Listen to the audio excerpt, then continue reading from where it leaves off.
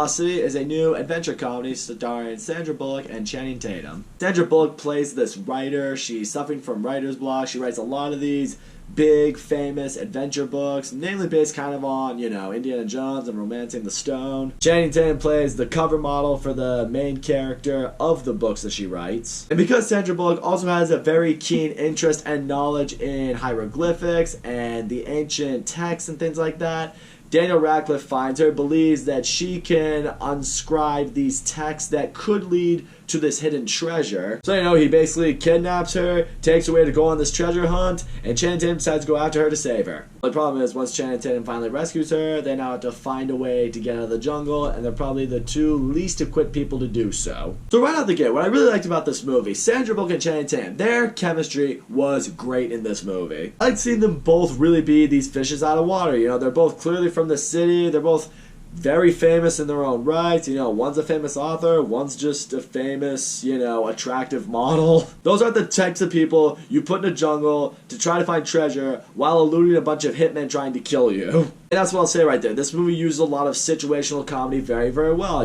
Characters are in a tough situation or an awkward situation. They gotta find their way out of it.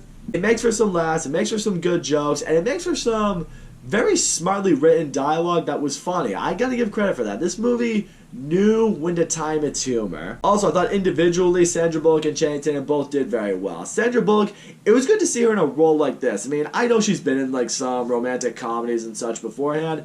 I don't really know her for those. I know her for more of her serious dramas that she's been great in, but I gotta say, she really carried her own here. I liked her story. I love that she's kind of this very bleak individual who's, just feels like she's down on her luck and is in this jungle, and she has such a bad outlook on everything that's happening. She's the pessimistic of the pair, and that's usually what you need in a dynamic like this. Channing Tatum, though, I continue to need to give him props. He has completely blown me away in the comedies that he's in. When Channing Tatum first came onto the screen in Hollywood, I was like, he's just a good-looking guy that's going to be cast in movies because he's good-looking. He's going to get the woman into the seats. I know he was in Step Up, and I didn't see him in Step Up movies, but apparently he's a really good dancer, so I'm just like, okay, he's a good-looking guy who can dance. Doesn't mean he should be an actor. And then I saw him in 21 Jump Street with Jonah Hill, and I was officially on board. I was just like, oh, okay, you're actually a really fucking funny guy. Be in comedies. This is what you're good at. And this movie once again shows that he is really good at comedy. He's insanely good with his timing, with his jokes, just the kind of persona that he has. He has a very likable personality in this movie. You are rooting for him. He's kind of in a way trying to prove himself. But again, he's someone who's kind of like, no, I'm just going to jump into this without knowing exactly what to do. And it's very awkward, but it's good.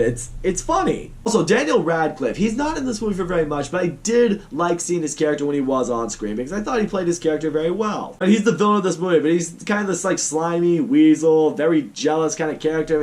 You definitely see his motive for doing what he's doing, but he's certainly going about it the wrong way. For my money, he played a way better version of the character he was trying to play in the Now You See Me 2 sequel that I fucking hated. At least I think he was in that movie. I don't know, I really don't remember much of that movie. Whichever movie it is I'm thinking of, he was a better version of that in this one. And like I said, this movie is funny. It's not the funniest movie I've ever seen. There weren't really any moments that had me falling out of my chair dying or anything like that, but the movie brought laughs. It brought for some good humor. When the movie wanted to make me laugh, I was at least able to chuckle, and that's something. I will also say this much. This movie does feel a little bit like Uncharted. You've got you got this pair of people, they have this chemistry with each other, they argue, they bicker, but they're after the same thing, and bad guys are coming after them. So it's the fact that I saw Uncharted a couple months ago, and that's still kind of fresh in my head. This doesn't feel maybe as original as it could have been if it came out in a year when Uncharted didn't happen. And also, this being a romantic comedy, it's a very cliche movie, It follows a very predictable formula. So you can kind of guess the whole way around the movie, exactly how it's going to go on. Okay, alright, this will happen, and this will happen, and it's going to end like this, and you're probably exactly right. The movie's not going to throw you for any loops, not going to throw you any curveballs. It's exactly what you would expect. The problem with this one is, clearly it's making it so that Sandra Bullock and Channing Tatum will, end up together in the end or whatever. But I never totally bought into the idea that they totally fell for each other. Channing Tatum, throughout the movie clearly has a crush on Sandra Bullock, but I never felt at any point in time that she really felt the same way about him. I feel like it would have been better for the story if they really developed some kind of romance between them and really developed a connection in that sense with the two of them. No, by the end of the movie, it's like, alright, they kind of need to be together for the sake of them being together, so there you go. I don't know, for some people that might be enough. For me, not really. I want a little bit more. But all in all, I will say The Lost City, it did its job. Sandra Bullock and Channing Tatum, they had very good chemistry in this movie. I thought they both really provided humor to this movie when they needed to. I thought the supporting cast did a good job. Brad Pitt, when he is in this movie, I thought he added quite a bit to it. I mean, it is kind of a cliche romantic comedy, but I will say as far as romantic comedies go, it's definitely not the worst. In the end, if you're looking for a good date movie, or maybe kind of like a modern day version of Romancing the Stone that's probably definitely not as good as Romancing the Stone, I think this could be up your alley. Hey, go out, take your wife or your girlfriend to go see this movie on a date night, and thankfully it's not the kind of romantic comedy that's going to make guys want to kill themselves. And that ain't nothing. So that's all I gotta say, guys. Thank you so much for watching my video, and as always, don't forget to leave a comment, like, subscribe, and I will see you all next time.